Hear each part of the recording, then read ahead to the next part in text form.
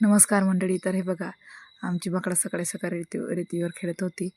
कारण काय आहे ना, लहानपणी खेळण्यात मजा असते, ती मोठे होऊन कधीच घेता येत नाही. त्यासाठी त्यांना मी मस्त असं रेतीवर खेळू दिलं आणि मी माझ्या माझ्या कामाला लागले.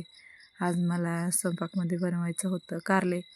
तर त्यासाठी मी आधीच काल रात्री कारले चिरून मस्त गीर काढून त्याला मीठ लावून ठेवून दिलं होतं आणि सकाळी मस्त पाणी सुटलं होतं आणि नंतर पटकन शेंगदाणे भाजून घेतले आणि चटणीसुद्धा बनवून घेतली. आणि मला आज भरीव कारले बनवायचे होते, तर तेच बनायला घेतले होते मी. आणि पटकन भरीव कारले बनवून घेतले. मस्त असे झाले होते आज आणि मस्त भाजी झाली होती. आणि नंतर नंतर अभि आणि दादू मस्त त्यांच्या पप्पांची जागा घेत बसले होते, टी व्ही बघत होते. तोपर्यंत मी पण म्हटलं पटकन पोळ्या बनवायला घेतल्या. आणि तोवर अभिचे पप्पा पण आले होते, बाजार गेले होते ते. आणि नंतर आम्ही सगळ्यांनी मस्त असं जेवण केलं. आणि मुलांनी तर खूप असे कारले खाल्ले, कारल्याची भाजी खाल्ली. आणि नंतर दादूला झोपी घातलं आंघोळ वगैरे करून.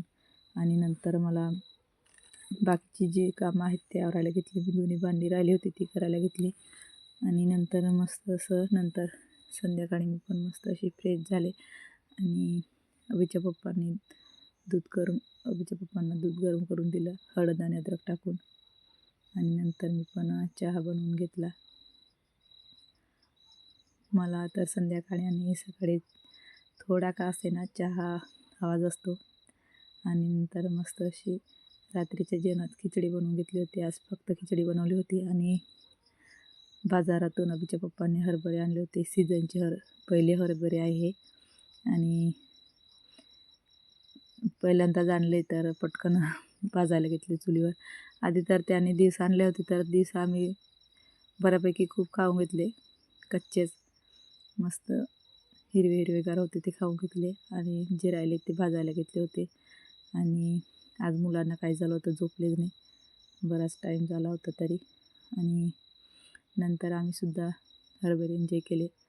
आणि चुलीवर भाजलेले हरभरे वेगळे लागतात नाही का, त्यांची चव वेगळी असते.